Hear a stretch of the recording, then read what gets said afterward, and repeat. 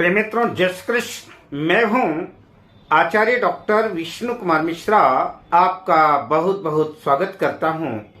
आज मैं इस खास वीडियो पर रत्नों के संदर्भ में चर्चा करने वाला हूं। जेम्स स्टोन पहनने की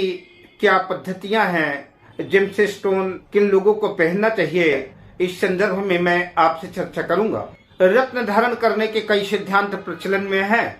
मैं उसकी चर्चा आपसे करूं, पर मैं विषय क्रम में प्रवेश करूं उससे पहले आपसे आग्रह,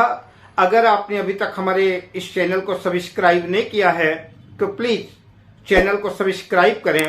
साथ ही नोटिफिकेशन बेल को भी प्रेस कर लें। अगर आप अपनी या अपनों की जन्म कुंडली का बृहद प्रेडिक्शन कराना चाहते हैं, विश्लेषण कराना चाहते हैं, किसी किस्म का ज्योतिषी परामर्श चाहते हैं या उत्तम क्वालिटी के रियल राशि रत्न आदि प्राप्त करना चाहते हैं तो आप स्क्रीन पर फ्लैश हो रहे नंबरों पर हमसे संपर्क कर सकते हैं। रत्न धारण करने के कई सिद्धांत प्रचलन में हैं,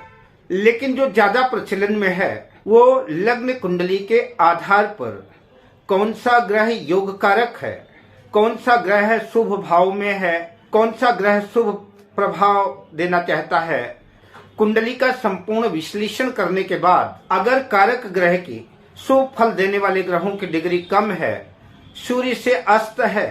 तो उसकी ताकत बढ़ाने के लिए, उसकी शक्ति को बढ़ाने के लिए योग कारक संबंधित ग्रह का रत्न धारण कराने की परंपरा रही है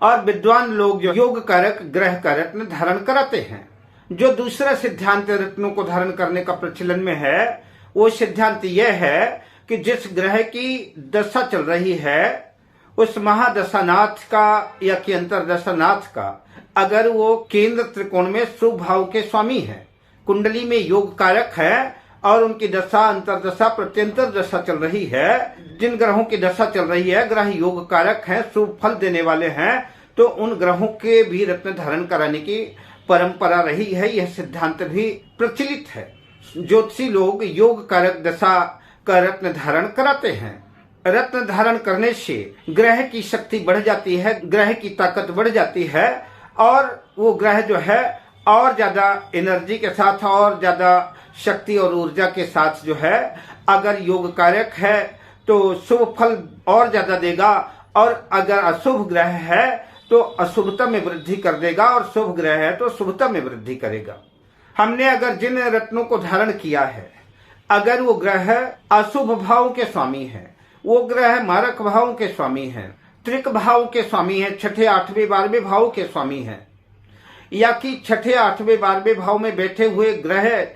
बेशक योग कारक भी हों, अगर मैंने अशुभ ग्रहों के, मारक ग्रहों के, त्रिक भाव में बैठे हुए ग्रहों के और उनके स्वामियों के रत्न धारण किए हैं तो निश्चित रूप से अशुभता में वृद्धि होगी, जीवन में मुश्किलें आएंगी और कठिनाइयों का सामना करना पड़ेगा। इसलिए आवश्यक है कि जब हम इतने कीमती रत्न पहनते हैं, इतने कीमती रत्न धारण करते हैं, जिनकी कीमत अच्छे क्वालिटी के रत्नों की अगर बात करें तो 30, 40, 50 हजार रुपए से लेकर के लाखों रुपए तक के रत्न होते हैं, तो अगर हम ऐसे कीमती रत्न धारण करते हैं, जैसे अपन नीलम की बात करें, पीला पुखराज की बात करें या माणिक की बात करें, ये कोरंडम जाति के पत्थर हैं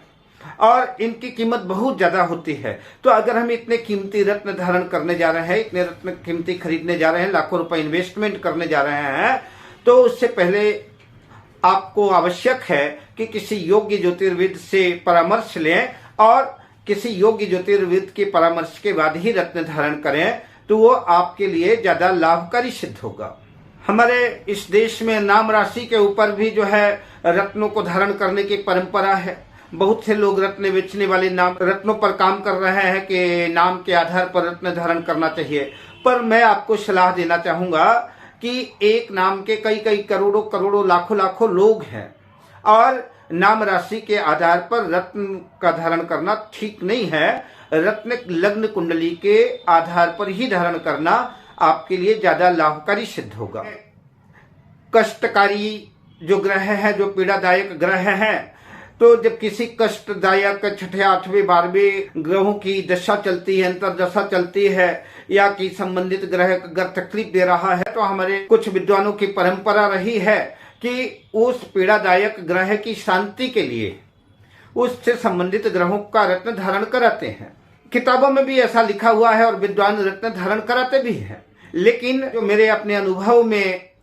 सामने आया है हजारों कुंडलियों को देखने के बाद, तो मैं आपको यही सजेस्ट करूंगा, अगर त्रिक भावों का, मारक भावों का कष्टकारी अगर दशा चल रही है, अंतर्दशा चल रही है, तो उनका रत्न धारण करना ग्रह की शांति तो कदापि नहीं होगी, बल्कि उल्टे मुसीबतें, उलझने ज्यादा बढ़ जाएंगी। इसलिए त्रिक भावों के स्वामियों का और त्रिक भाव में बैठे हुए ग्रहों का भले योग कारक हो, छठे, आठवें, 12वें भावों के ग्रहों का रत्न धारण न करें, ये आपके लिए ज्यादा हितकर होगा। ग्रहों को सुविधा की दृष्टि से 2 विभागों में बांटा जा सकता है। एक दैत्य ग्रुप मान सकते हैं और एक देव ग्रुप मान सकते हैं। देव ग्रुप में जो सूर्य हो गए, मंगल हो गए, चंद्र हो गए, देवगुरु बृहस्पति हो गए, एक ग्रुप हो गया। दूसरा ग्रुप हुआ सूर्य पुत्र शनि, शुक्र, राहु, केतु, ये दैत्य ग्रुप में है। बुध भी दैत्य ग्रुप में ही आते हैं, लेकिन बुध का अपना स्वभाव है कि बुध जिन ग्रहों के साथ रहते हैं वो उस ग्रह से संबंधित ही फल प्रदान करते हैं, तो उधर ही लुढ़क जाते हैं। ऐसी परंपरा रही है कि अगर लग्नेश देव ग्रुप का है, लग्नेश सूर्य है, लग्नेश चंद्र है, लग्नेश मंगल है, लग्नेश देवगुरु बृहस्पति है, तो दैत्य ग्रुप का जो रत्न है, जैसे शुक्र का रत्न डायमंड हो गया, हीरा हो गया, सफेद पुखराज हो गया, ओपल हो गया, शनि का रत्न नीलम वगैरह हो गया, नीली हो गया, राहु केतु का गोमेद वगैरह रत्न हो गए। तो अगर देव ग्रुप का लग्नेश है तो दैत्य ग्रुप के रत्न धारण नहीं करना चाहिए। अगर लग्नेश जो है तो दैत्य ग्रुप का है, शुक्र लग्नेश है, शनि लग्नेश है, बुध लग्नेश है, तो ऐसी कंडीशन में, ऐसी स्थिति में देव ग्रुप के जो रत्न है, जैसे माणिक्य हो गया, रूबी, पुखराज हो गया, चंद्रमा का रत्न मोती हो गया, मंगल का रत्न मूंगा हो गया, तो ये रत्न जो है तो धारण नहीं करना चाहिए। इनसे लाभ की जगह नुकसान की ज्यादा संभावना रहती है। रत्न का निर्धारण जो है नाम राशि के आधार पर नहीं होता, रत्नों का निर्धारण जो है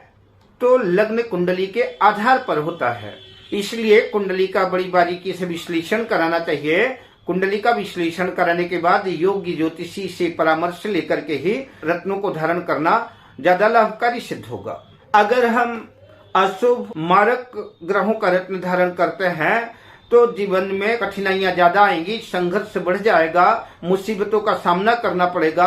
और अगर शुभ ग्रहों का, योग कारक ग्रहों का रत्न धारण करते हैं तो जीवन में शुभता की वृद्धि होगी, शुभ प्रभाव जीवन में देखने को मिलेगा। अब मैं आपसे लेता हूं विदा, शुभ कामनाओं के साथ। जय श्री कृष्ण।